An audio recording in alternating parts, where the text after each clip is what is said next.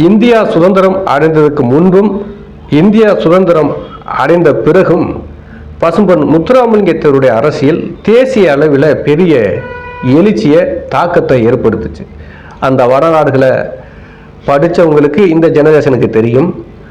இல்லை அந்த காலத்தில் இருக்கிற மூத்த அரசியல்வாதிகள் பல பேர் இப்போ இல்லை, சில பேருக்கு தெரிய அந்த வாய்ப்பு இருக்குது, அந்த வரலாறு தெரிய. அப்படி ஒரு தாக்கத்தை ஏற்படுத்தினார் பசும்பொன் முத்துராமலிங்க தேவர். 1930களில் இருந்து அவர் மரணிக்கும் வரை அந்த ஒரு ஆளுமை, ஒரு குறிப்பிட்ட வாக்கு வங்கி தமிழ்நாட்டு அரசியலையும் தேசிய அரசியலையும் நிர்ணயம் பண்ணக்கூடிய ஒரு சக்தியாக பசும்பொன் முத்துராமலிங்க தேவர் வாழ்ந்தார். அப்படி ஒரு அரசியலை அது செய்தார்.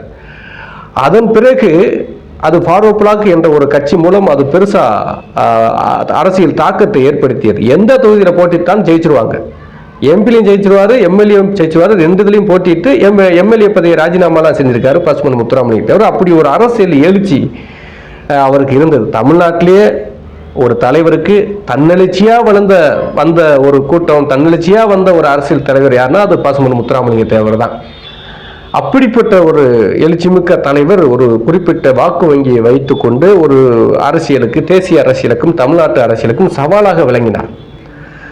முதலமைச்சர் ஆகணும்னா முத்துராமலிங்க தேவர் ஆதரவு இருந்தால் தான் ஆக முடியுங்கிற சூழல் இருந்தது. அப்படி ராஜாஜி போய் சந்தித்து முதலமைச்சர் ஆனார். காமராஜர் முதலமைச்சராக வரை முத்துராமலிங்க தேவர் உதவியாக இருந்தார். அதன் பிறகுதான் ரெண்டு பேருக்கும் கருத்து வேறுபாடு ஏற்பட்டது. அப்புறம் அதை சம்மந்தப்படுத்தி தான் இப்போ உள்ள அரசியலையும் நான் கம்பேர் பண்ணுறேன். அப்போது முத்துராமலிங்க தேவர் என்ன அரசியல் செய்தார், இப்போது அந்த வாக்கு வங்கி எங்கே இருக்கிறது, அது எந்த கட்சியை முத்துராமலிங்க தேவர் வாக்கு சிதைத்தது, பாதித்தது, இன்னைக்கு சசிகலா அம்மாவுடைய வாக்கு எந்த கட்சியை பாதிக்க போகுது, அந்த டீட்டெயில்ஸை நான் பேச போகிறேன். 1950களில் நடந்த முத்துராமலிங்க தேவர் அரசியலையும் 2026 இப்போது நடக்கக்கூடிய இந்த அரசியலையும் நான் கம்பேர் பண்ணுறேன். முத்துராமலிங்க தேவர் நேர்மையான அரசியல்வாதி, அப்பழுக்கற்ற அரசியல்வாதி, சிறந்த ஆன்மீகவாதி, அதில் மாற்று கருத்தே கிடையாது. நான் அவங்களுடைய தனிப்பட்ட கேரக்டரை கம்பேர் பண்ணலை. அப்படி கேரக்டரை கம்பேர் பண்ணோம்னா முத்துராமலிங்க தேவர் ஈக்குவலா ஒருத்தன் கூட உலகத்தில் கிடையாது. அப்படி ஒரு அப்பழுக்கற்ற ஒரு மனிதர் அவர். அப்படி நான் கேரக்டரை ஒற்றுமைப்படுத்தலை, ரெண்டு பேரையும் சம்மந்தப்படுத்தலை. அரசியலை மட்டும்தான் நான் சம்மந்தப்படுத்தி பேசுகிறேன். அரசியல் என்ன தாக்கத்தை ஏற்படுச்சு, தேவையுடைய அரசியல் அப்படிங்கிறது, இப்போ நடக்கக்கூடிய அரசியல் என்ன தாக்கத்தை ஏற்படுத்துது அப்படிங்கிறத தான் பேச போகிறேன். சசிகலா அம்மையார் அவரால் அந்த தாக்கத்தை ஏற்படுத்த முடியும்.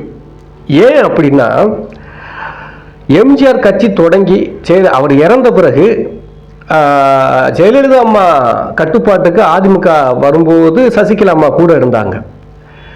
எம்ஜிஆர் உடைய ஆதரவா முதல்ல மாயத்தேவரை நிறுத்தினதிலிருந்து பசும்பொன் முத்துராமலிங்க தேவர் சமாதிக்கு எம்ஜிஆர் வந்ததிலிருந்து முக்குளத்தூர் எம்ஜிஆர் ஆதரிச்சாங்க. ஜெயலலிதா அம்மா வரும்போது அந்த முக்குளத்தூர் எம்ஜிஆர் ஆதரித்த முக்குளத்தூர் வாக்க தக்க வைக்கிறதுக்கு சசிகலா அம்மா தேவைப்பட்டாங்க. அப்ப சசிகலா அம்மா 2வது இடத்துல அடுத்து சின்னம்மா அப்படிங்கிற அந்த இடத்துல இருக்கும்போது அந்த மக்கள் தொடர்ந்து அதிமுகவுக்கு வாக்களிச்சுட்டே வந்தாங்க. அதுக்கு முன்னாடி 1960 அந்த காலகட்டத்தில் எம்ஜிஆர் கட்சி ஆரம்பிக்கிறதுக்கு முன்னாடி வரைக்கும் ஃபாரூக் பிளாக் தென் மாவட்டங்களில் மிகப்பெரிய வாக்கு வங்கியை வச்சிருந்தது. பசும்பொன் முத்துராமலிங்க தேவர் இறந்துறாரு. அவர் இறந்த பிறகு 1963ஆம் ஆண்டு அவர் இறந்த பிறகு இவங்க கட்டுப்பாட்டுக்கு வருது. யாருக்கு? மூக்கையா தேவர் கட்டுப்பாட்டுக்கு வருது. அப்போ அது வரைக்கும் அந்த கட்சி அந்த ஆளுமை, அந்த பலம் இழக்காம தான் இருக்குது. மூக்கையா தேவர் இருக்கிற வரைக்கும் அது நல்லா இருந்தது. எம்ஜிஆர் கட்சி தொடங்கினதுக்கு அப்புறம் அது கொஞ்சம் முக்குளத்தூருடைய பார்வை எம்ஜிஆர் பக்கம் வந்தது. ஏன்னா அங்கே தேவர் இல்லை, மூக்கையா தேவர் இல்லை, அவங்களுக்கு நிகரான தலைவர்கள் ஃபாரூக் பிளாக்ல வரலை. அந்த வாக்கு அதிமுகவுக்கு மாறுச்சு. அதன் பிறகு பார்த்தீங்கன்னா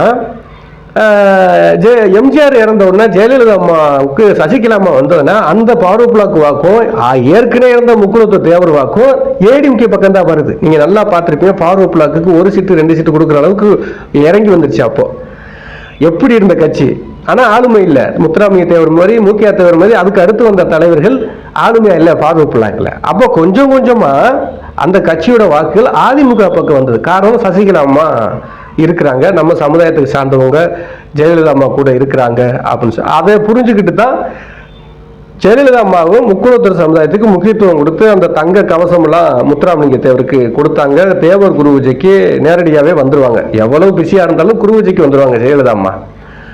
அதுக்கு காரணம் அந்த முக்குளத்தூர் வாக்கு வங்கி முக்கியத்துவம் பெற்றிருந்தது அரசியல்ல.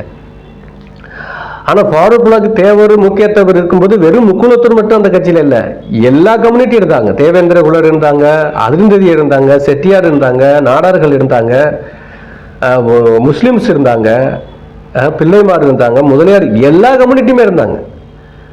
அது சாதி கட்சியால், அது நேதாஜியோட கட்சியோட இதுதானே பிரிவு தானே, தமிழ்நாடு பிரிவு தானே முத்துராமலிங்க தேவர். அது அப்படியே இருந்தது. அது அப்படியே இங்க மாறிடுச்சு, அதிமுக பக்கம் மாறுச்சு. இப்ப என்ன அப்படின்னா, அங்க என்ன நடந்தது அப்படின்னா, காமராஜர் முதலமைச்சர் ஆகிற வரைக்கும் காங்கிரஸ்ல இருந்தாரு. காமராஜருக்கு சப்போர்ட்டா இருந்தார் பசுமன் முத்துராமலிங்க தேவர். காங்கிரஸுக்கு முத்துராமலிங்க தேவருக்கு சப்போர்ட்டா இருந்தார். முதலமைச்சர் ஆன பிறகு காமராஜர் முத்துராமலிங்க தேவருக்கு 2 பேருக்கும் கருத்து வேறுபாடு ஏற்படுது. அப்போ பயங்கரமான போட்டி. காங்கிரஸை தோக்கடிக்கிறதுல ஃபாரூக் மும்முரமா இருந்து பல இதில் தோக்கடிச்சுக்கிட்டே இருக்கு. காங்கிரஸ் பலம் இழந்து வந்துகிட்டே இருக்குது.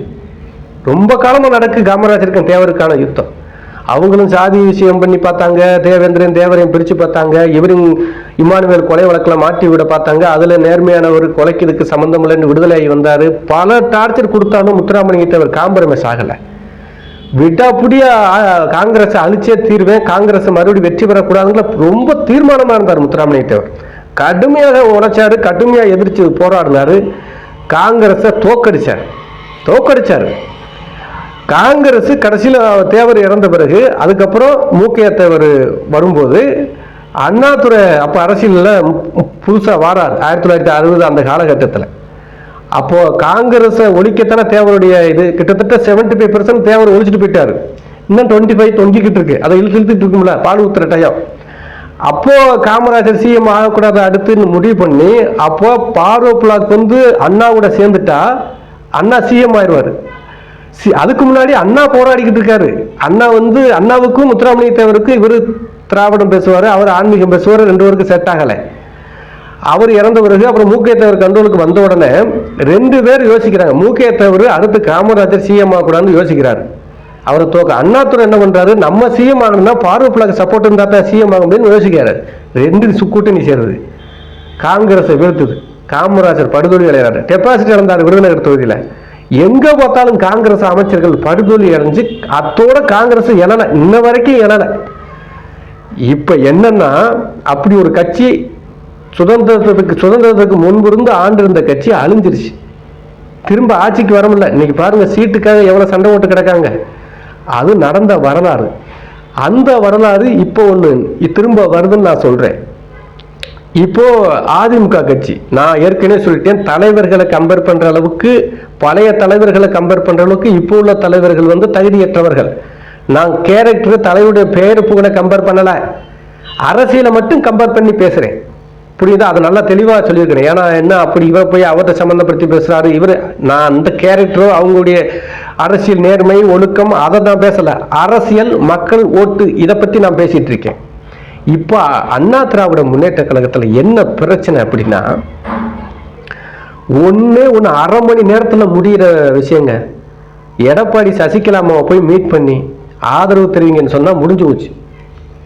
அவ்வளோதான், முடிஞ்சு வச்சது. அதிமுக ஒன்று சேர்ந்துருச்சு. மறுபடியும் பிரச்சாரம் பண்ணால் ஜெயிக்க போகிறாங்க, சிஎம் ஆக போகிற யாரோ ஒருத்தர் சிஎம் எடப்பாடி கூட ஆகலாம். இதை காமராஜர் முன்னாடி செய்ய தவறிட்டார். முத்துராமலிங்க தேவர் தான் தப்பு கொடுக்காரு, வாக்கு பிடிக்காருன்னு தெரியுது. நேரம் முத்துராமலிங்க தேவரை பார்த்து எனக்கு ஆதரவு கொடுங்க, ஏதோ அரசியலில் தப்பு நடந்துருச்சு, நீங்க சொன்ன அரசியலை நான் செய்யறேன், உங்க டிமாண்ட் என்ன அதை நிறைவேற்றுறேன்னு காமராஜர் பேசியிருந்தா அவர் தோற்றுருக்காது. காங்கிரஸ் இன்னைக்கு ஆளுங்கட்சியா இருந்திருக்கும், காமராஜர் டெபாசிட் வந்திருக்க மாட்டார். அந்த ஈகோ காங்கிரஸ் அழிச்சு காமராஜரை அழிச்சு அந்த கட்சி எலும்பு விடாம பண்ணிடுச்சு. இன்னைக்கு அதிமுக என்ன, சசிகலா அம்மா, ஏன்னா சசிகலா அம்மாவுக்கு ஒரு ஓட்டு வங்கி இருக்குது, அது புரிய மாட்டுக்கு எடப்பாடி பழனிசாமி அவர்களுக்கு. நேர பார்த்து எதை நடந்துருச்சு மனசுல எதுவும் வச்சுக்காதீங்க, கட்சியை காப்பாற்றணும், அம்மா கட்சியை காப்பாற்றணும், அம்மா ஆட்சியை கொண்டு வரணும், நீங்க ஒத்துழைப்பு கொடுங்க வாங்கன்னு ஒரு அரை மணி நேரம் மீட் பண்ணி பேசினா முடிஞ்சு வருதுமே. அதை பேசாததுனால அன்னைக்கு எப்படி காங்கிரஸ் அழிஞ்சதோ அதே மாதிரி அதிமுக அழிவை நோக்கி போய்கிட்டு இருக்கு. நீங்க வேணா பாருங்க, அன்னைக்கு காமராஜர் டெபாசிட் இழந்தாரு, பல பேர் டெபாசிட்டி இழந்தாங்க காங்கிரஸ் வேட்பாளர்கள் அந்த காலகட்டத்தில். இந்த தேர்தலில் சசிகலா அம்மா மூலமா கண்டிப்பா அதிமுகவுடைய பல வேட்பாளர்கள் தென் மாவட்டங்களில் டெபாசிட்டி இழப்பாங்க. அது நடக்கலன்னா பாருங்க. அதைத்தான் நான் சொல்றேன், காங்கிரஸ் அழிஞ்ச மாதிரி அதிமுக அழிய போகுது இந்த தேர்தலோட. அன்னைக்கு எப்படி பசங்க முத்துராமலிங்க தேவர் காங்கிரஸை அழிச்சாரோ, அதாவது அவர் மக்களுக்கு அவரை உதாரணப்படுத்தி அவரை வழக்கு போட்டு அவரை ஜெயிலுக்கு அனுப்பி அவரை என்னென்ன சித்திரவதை பண்ணாரோ காங்கிரஸ்ல இருந்தவங்க, அந்த காங்கிரஸை ஒழிச்சே திருன்னு முடிச்சிட்டார். அதே மாதிரி சசிகலா அம்மாவுக்கு எடப்பாடி என்னென்ன கொடுமை செஞ்சாருங்கிறது அவங்க அன்னைக்கு பசும்பொன் கூட்டத்தில் பேசினாங்க இல்லையா. ஒரு வரல் கட்டத்தை கொடுக்கல, கணவர் இறந்துட்டாரு, அதுக்கு வர்றது கூட அவர் பல கண்டிஷன் போட்டாரு. ஒரு பெண்ணுக்கு எவ்வளவு டார்ச்சர் கொடுத்துருக்காரு ஒரு எடப்பாடி பழனிசாமி. அப்போ அதைத்தான் அவங்க சவால் எடுக்கிறாங்க. அப்போ எப்படி நீ என்ன இவ்வளவு பண்ணிக்கல, உன்னை எப்படி நான் முதலமைச்சர் ஆக்குறேன்னு பாரு, உன்னை எப்படி அரசியல்ல காலி பண்ண போறேன்னு பாரு அப்படிங்கிறது தான் இது. அப்போ அன்னைக்கு முத்துராமலிங்க தேவர் எப்படி கொண்டு வச்சு காங்கிரஸை ஒழிச்சாரோ அதே மாதிரி இது அதிமுகன்னா ஜெயலலிதா அதிமுக இல்ல, எம்ஜிஆர் அதிமுக, இது எடப்பாடி அதிமுக. அதுதான் இங்க பிரச்சனை. ஜெயலலிதா அதிமுக தான் எல்லாரும் ஒன்னாவில் இருந்திருக்கணும். சசிகலா அம்மா இல்லாத ஜெயலலிதா அதிமுக கிடையாது.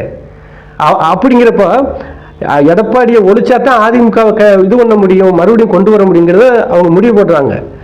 அதனால தான் இந்த தேர்தலில் சசிகலா அம்மாவை பார்த்து காம்ப்ரமைஸ் பண்ணிட்டா எடப்பாடி தப்பிச்சாரு. இல்லை இது வரைக்கும் வரலை, தனித்தனியாக பிரச்சாரத்துக்கு போகிறாங்க, அவங்க வேட்பாளர் அறிவிச்சாங்க, பல தொகுதியில் ஜெயிக்கிறதுக்கும் வாய்ப்பு இருக்குன்னு சொல்கிறாங்க. இதுதான் பசுமன் முத்துராமலிங்க தேவர் இருந்தப்போ நடந்தது. பல தொகுதி தென் மாவட்டங்களை ஜெயிச்சுட்டே இருந்தார். அப்போ அந்த வாக்கு பூரா சசிகலா அம்மாவுக்கு மாறப்போ அதிமுக படுதோல்வி அடையும். படுதோல்வி அடையும் போது எடப்பாடி பழனிசாமிக்கு எதிராக அதிமுகவோட பல குரல் எழுப்பும்.